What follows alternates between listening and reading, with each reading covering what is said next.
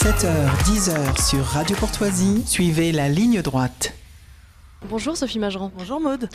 Alors bon, peut-être avant de parler de la prochaine destination, on pourrait évoquer le début du carême et ces pèlerinages en Terre Sainte qui n'auront pas lieu, mais en revanche vous avez des alternatives. Absolument, c'est vrai qu'on est toujours meurtri en ce début de carême. On pense évidemment à la Terre Sainte, à Jérusalem, à tous ces lieux saints où on allait régulièrement avec Odéa à l'occasion de pèlerinages ou de voyages en général. Et il est vrai que pour le moment, tout est reporté. J'ai bon espoir qu'on puisse y retourner à partir du second semestre de cette année et aller visiter ces lieux et surtout rendre visite et soutenir finalement moralement et financièrement aussi ces populations chrétiennes sur place qui sont de moins en moins nombreuses et qui souffrent de la situation tendue entre finalement le pouvoir israélien et les musulmans, et c'est un peu ils font office de tampon et ils s'en prennent plein la figure et personne n'en parle jamais en réalité. Ouais. Donc voilà, j'ai vraiment une pensée envers eux en ce début de carême, et je crois que par la communion des saints, par la prière, on peut effectivement les soutenir ainsi avant de pouvoir y retourner dès que possible. Alors c'est vrai que il y a d'autres lieux de pèlerinage. Évidemment, la Terre Sainte, c'est vraiment là où Dieu lui-même a marché. En revanche, il y a tout un tas de sanctuaires partout dans le monde. Et cette année, comme l'an dernier et comme l'an prochain, c'est une année jubilaire déjà, l'année jubilaire de saint Thomas d'Aquin, figurez-vous, qui célèbre le jubilé de sa naissance, de sa mort et de sa canonisation. Ah oui. Alors, me demandez plus de l'ordre, je ne sais plus, mais en tout cas 3 années successives en l'honneur de saint Thomas d'Aquin, et donc nous organisons plusieurs pèlerinages sur les pas du docteur Angélique en Italie, de cette vraiment se mettre sur les pas de cette immense figure du XIIIe siècle qui est née dans le royaume de Naples et qui a enseigné donc à l'université de Naples, fondée par Frédéric II de Hohenstaufen, dont on avait parlé la semaine dernière à l'occasion de notre voyage dans les Pouilles et en Sicile. Mais donc une immense figure qui a marqué ses contemporains. Il a enseigné également à Rome, et donc c'est tout un circuit que nous proposons là, puisque en plus, il est né entre Rome et Naples, à côté de Moncassin, Rocca-Secca. Dès l'âge de 5 ans, il a été envoyé très jeune, en tout cas, chez justement les bénédictins du Moncassin. Et il avait eu cette question fameuse pour un enfant très jeune: qu'est-ce que Dieu ? Voilà, et c'est un petit peu le thème de ces pèlerinages que nous proposons dans ce sud de l'Italie à l'occasion du jubilé de saint Thomas d'Aquin. Nous avons un des départs en avril avec la fraternité Saint-Pie X. Il y a le même programme, plus ou moins aménagé, ça dépend lesquels, avec l'Institut du Christ Roi, souverain prêtre, en octobre prochain. Vous voyez, c'est toutes les traditions, tous les talents. Voilà, ça c'est Odéa. On travaille avec toutes ces communautés religieuses, et on est très heureux de le faire. Il y a également d'autres pèlerinages, par exemple en Jordanie. Ça, c'est un pèlerinage qui a lieu début avril, du 2 au 9 avril, avec l'abbé Boivin de la fraternité Saint-Pie X.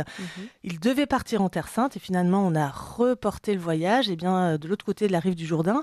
C'est un voyage qui est confirmé, qui part. Donc, si certains veulent s'inscrire, c'est encore possible. La Jordanie est un pays très sûr, très très sûr. Et l'intérêt actuellement, c'est que comme les gens mélangent un peu tout et ne veulent pas se rendre dans cette région du Moyen-Orient, on a les sites, et notamment Petra, pour soi tout seul. La Jordanie, c'est extraordinaire parce que c'est un lieu biblique, c'est la Terre Sainte à part entière, c'est le pays d'Édom, de Moab, d'Ammon. C'est la route des rois suivie par Moïse et le peuple hébreu. C'est l'endroit au Mont Nebo où justement Moïse vit la terre promise et où il mourut. C'est le site du baptême. C'est vrai que si vous relisez, Maud, l'évangile du baptême du Christ, il est bien mentionné à la fin. Et ceci se passa à Béthanie, au-delà du Jourdain. Et donc, c'est côté Jordanie actuelle. Voilà, le Christ, dès que ça chauffait à Jérusalem, il passait de l'autre côté du Jourdain. Il a enseigné toutes ses paraboles en Pérée, c'est-à-dire en Jordanie actuelle. Il y a eu des miracles aussi au-dessus du lac de Tibériade, côté jordanien. Donc, vous voyez, ça peut être un pèlerinage à part entière, et c'est ce que nous proposons au mois d'avril prochain. Alors, avant d'évoquer votre prochaine destination en Albanie, je voudrais faire un retour au Liban, parce que vous évoquez ces chrétiens martyrisés que vous rencontrez avec Odéa. C'est-à-dire que vous ne les lâchez pas. Vous allez à leur rencontre. Oui, c'est ça. Alors, à notre tout petit niveau, on est conscient que c'est presque ridicule, mais on continue à vouloir proposer d'aller les rencontrer, de les soutenir. C'est vrai que dès qu'il y a des voyageurs qui arrivent, ça fait un soutien financier. C'est pas assez, c'est petit. Non, mais c'est N'empêche déjà, que le signal est quand même fort. bien sûr. On propose d'ailleurs dans le même état d'esprit de partir au mois de juin avec Frédéric Pons en Arménie. L'Arménie qui fait parler d'elle, qui souffre terriblement. Et donc, il y a des populations sur place qui nous attendent, qui aiment la France en plus. L'Arménie comme le Liban, ce sont des pays amis véritablement qui aiment la France. Et nous, eh bien, nous essayons de leur rendre, de les soutenir, voilà, encore une fois, à notre tout petit niveau. Mais je crois que moralement, ce n'est pas rien en réalité. Non, c'est très important. Alors, on parle maintenant de l'Albanie, votre prochaine destination du 20 au 27 mai. Oui, alors c'est une destination que j'aurai que Odeya propose et où j'aurai la chance d'accompagner. C'est un voyage un petit peu original. Alors c'est vrai qu'en préparant l'émission là, tout à l'heure, vous me disiez, mais enfin l'Albanie c'est un peu particulier. Peut-être qu'on a une idée assez fausse finalement. On s'est arrêté aux années 90 où vous aviez ces flots d'Albanais qui traversaient l'Adriatique et puis qui venaient mendier dans nos villes européennes, et puis surtout en Italie d'ailleurs. Mais en réalité, c'est pas ça l'Albanie. L'Albanie, c'est un tout petit pays, certes, qui est sorti du système communiste, qui a beaucoup souffert, il faut le dire, mais qui aujourd'hui est un pays assez stable, avec un islam très modéré, qui a des racines chrétiennes, bien sûr, et on ira à la suite d'un personnage emblématique du XVe siècle, Skanderbeg, qui est un nationaliste, si vous voulez, très précoce de l'identité albanaise chrétienne et qui a lutté contre l'arrivée des Ottomans. Et donc, l'Albanie est aujourd'hui très, très marquée par cela. N'oublions pas que vous avez une figure contemporaine importante, Mère Teresa, qui est albanaise, qui est née en Albanie. Ça, on l'oublie complètement. On l'oublie complètement. Donc, c'est pour ça qu'on a une idée, je crois, très fausse, que ce pays mérite véritablement d'être découvert. Vous avez à la fois cette façade maritime, adriatique, méditerranéenne, et également l'intérieur des terres. On ira jusqu'au lac qui fait la frontière avec la Macédoine, où vous avez là le lac d'Ohride, vous avez là un monastère Saint-Naoum du Xe siècle, le mot de Xe siècle, après Jésus-Christ, qui est classé au patrimoine de l'UNESCO. C'est absolument remarquable. Il y a un vrai patrimoine chrétien. Dans le nord du pays également, vous avez une ville avec une citadelle vénitienne, avec des églises tout à fait intéressantes. Dans l'extrême sud, à la frontière avec la Grèce, également une petite péninsule là, qui est une sorte de tête de pont vers l'Italie, vers les Pouilles. Vous avez un site archéologique romain avec de très très beaux restes. De temples, d'amphithéâtres, etc. Donc c'est un petit voyage, si vous voulez, qui mérite le détour. C'est pas loin. C'est pas très cher par rapport à la Croatie voisine, qui est beaucoup plus où le niveau de vie est beaucoup plus élevé. Et donc c'est une destination qui commence à avoir un petit peu le vent en poupe. Oui, j'allais vous demander si c'était une destination prisée. C'est pas le cas encore. C'est les tout débuts. C'est le moment d'y aller. C'est comme les Pouilles en fait. Voilà, c'est comme les Pouilles. Ça met du temps à démarrer, puis après on s'en passe plus quoi. Voilà. Donc oui, c'est vraiment intéressant. Très très joli pays, très surprenant. Tous ceux vraiment qui sont allés, si vous en avez, chers auditeurs, dans votre connaissance, eh bien demandez-leur et vous verrez que vous serez surpris de leur réponse. Ça fait partie de ces destinations, si vous voulez, où il faut arriver avant les autres. En fait. Voilà, c'est ce que nous proposons chez Odeya. Et alors j'imagine, chaque fois je vous demande, on se déplace comment sur place? Il y a un car, quelque chose comme ça, mais ça ressemble à quoi en fait? C'est un voyage. Il faut vraiment que je vous emmène. Hein. Mais je crois, oui, absolument. Alors en réalité, c'est très simple. Sur place, quand vous voyagez avec un groupe, vous avez toujours déjà un accompagnement au départ de Paris. Là, en l'espèce, ce sera moi-même. J'en suis très heureuse. Et puis, sur place, nous serons accueillis par un guide local francophone. On fait vraiment très attention au choix de ce guide local parce qu'il y a des très bons guides locaux.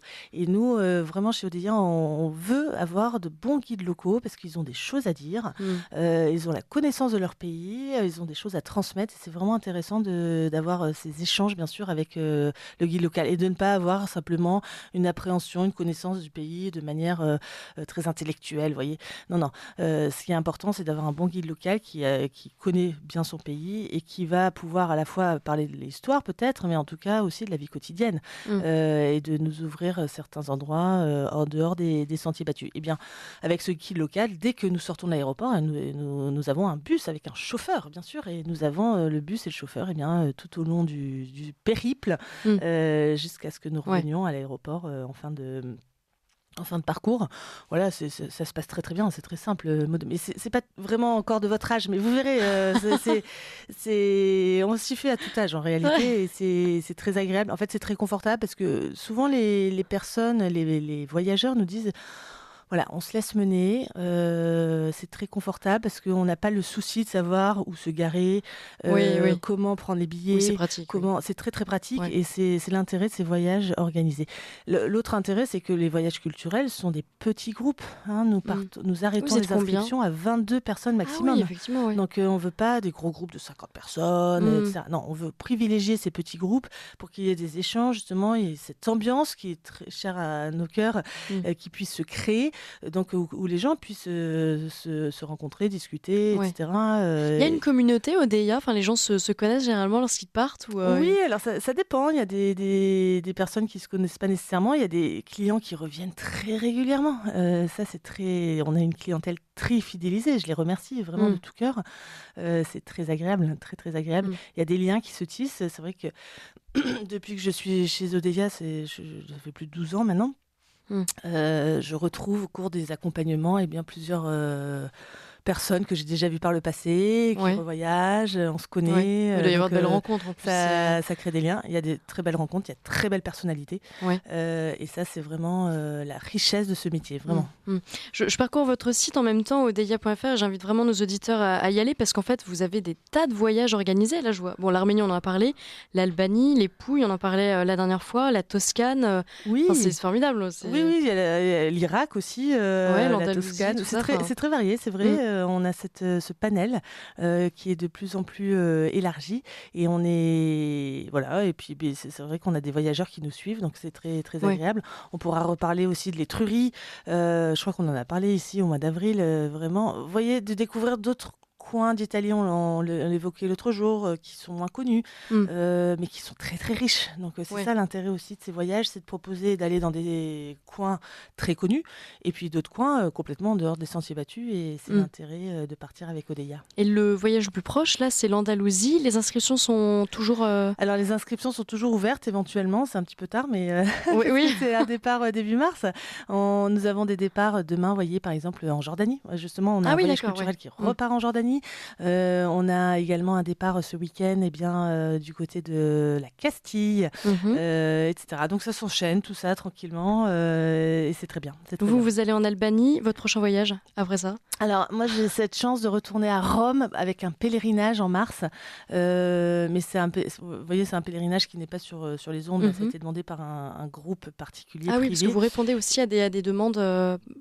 Privé, c'est ça. S'il y a des groupes, des paroisses, des diocèses, des communautés religieuses qui font appel à nous, qui disent voilà, on est 50, on voudrait partir en Grèce, à Rome, je ne sais où, au Mexique. Là, il y a un pèlerinage qui se monte là au Mexique sur les pas de Notre-Dame de Guadalupe, entre guillemets, et des Cristeros surtout. Voilà, donc en fait, on a tout un tas de choses.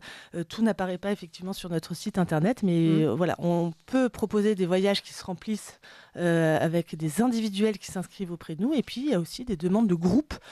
Soit de groupes, comme on le disait, de paroisses, de communautés religieuses, mais aussi beaucoup de familles, des familles qui font appel à nous pour leurs voyages familiaux, et les grands-parents qui veulent emmener leurs enfants, leurs petits-enfants à Rome ou ailleurs. Et voilà, on répond au plus grand nombre. Excellent. En attendant, on parle aujourd'hui du voyage en Albanie. C'est du 20 au 27 mai. Les inscriptions sont ouvertes sur le site odeia.fr.